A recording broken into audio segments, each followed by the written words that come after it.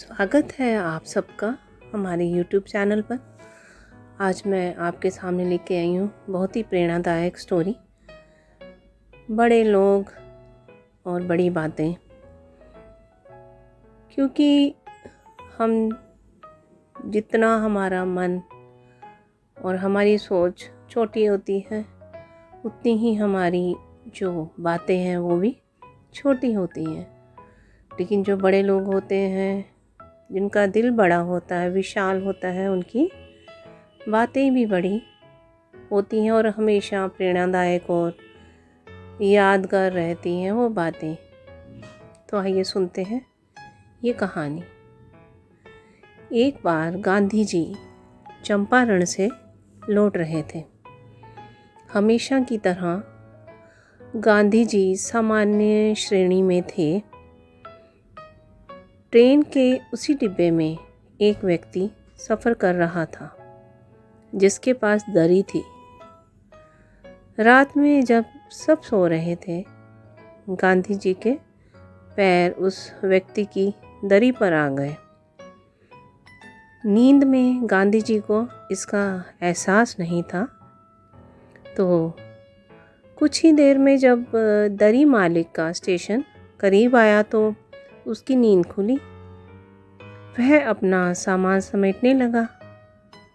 जब उसने देखा कि दरी तो गांधी जी के पैर के नीचे है और वो बेसुध सो रहे हैं, तो उन्होंने सोचा कि यदि वह दरी उठाएंगे तो गांधी जी की जो नींद है वो टूट जाएगी। इसलिए उसने अपना बाकी सारा सामान तो उठा लिया, लेकिन दरी को वहीं ही छोड़कर उतर गया। सुबह जब गांधी जी की नींद खुली तो उन्होंने पाया कि दरी का मालिक तो वहाँ नहीं है।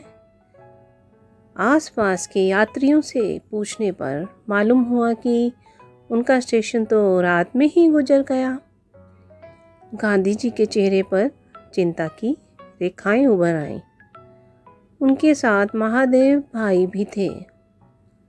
वह गांधी जी से बोले, अच्छा लगता है ये देखकर कि अब भी निस्वार्थ भाव से काम करने वाले लोग हैं। गांधी जी बोले, हाँ महादेव भाई, कह तो तुम बिल्कुल ठीक रहे हो। जहाँ सब तेरा मेरा करते हैं, वहाँ एक व्यक्ति सिर्फ ये सोचकर कि मेरी नींद ना खराब हो जाए, वो अपनी दरी यहीं छोड़ गया। सचमुच में ये बहुत ही बड़ी बात है। तो एक अन्य यात्री गांधी जी और महादेव भाई की बातें सुन रहा था। उसकी नज़रें भी दरी पर ही थी। उसने कहा, दरी का मालिक तो इसे छोड़ गया, आप कहाँ ये बोझ ढोएंगे? ये दरी मुझे दे दीजिए। अब देखिए, जो दूसरा यात्री था उसकी नीयत खराब हो गई। गांधी जी बोले, यह दरी मेरे लिए बोझ नहीं है, बल्कि ये तो मेरी एक नई जिम्मेदारी है। किसी भी उपाय से मैं इस दरी के साथ अपना धन्यवाद भी उसके मालिक के पास भेजूंगा। तो गांधी जी ने ऐसा किया भी, जो उन्होंने बोला वो उन्होंने किया। तो दोस्तों, इस कहानी से हमें ये शिक्षा मिली कि ये जो दुनिया है आज भी इसी तरह के अच्छे लोगों पर टिकी हुई है, जो दूसरों के लिए निस्वार्थ भाव से, सेवा भाव से कुछ करते हैं।